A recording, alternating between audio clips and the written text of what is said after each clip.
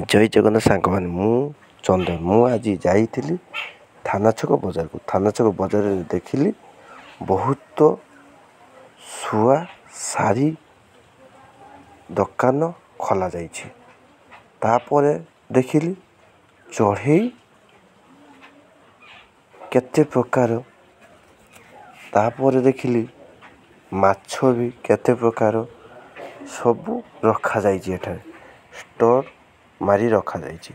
मु आगक आगक चलिली पंजुरी देखिली पंजुरी केते प्रकार पंजुरी अच्छी आग को देखिली मो बाबा ठिया दुकानी भाई सेठारे काम कर दुकानी को नाम है गोपाल दास। आपण मैंने आसतु थाना छक बजार मार्केट रे बुली जीवे चढ़ई स्टोर एठारे लोक माने आसी जिनिस लौचंती। गोपाल भाई माछटी छोट छोट माछ काढ़ी लोक को प्रदान करुछंती। देखंतु बहुत जिनिस उपरे दाम आपण माने आसी जिनिस लेले देखिकी लेबे एवं पैसा कम रे दिया जीवो।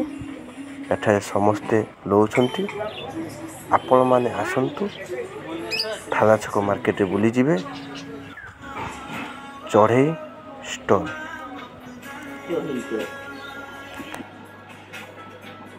लाइक सब्सक्राइब कमेंट जणाइबे भल लगिले कमेंट जणाइबे न भल लगिले गाली करदेवे।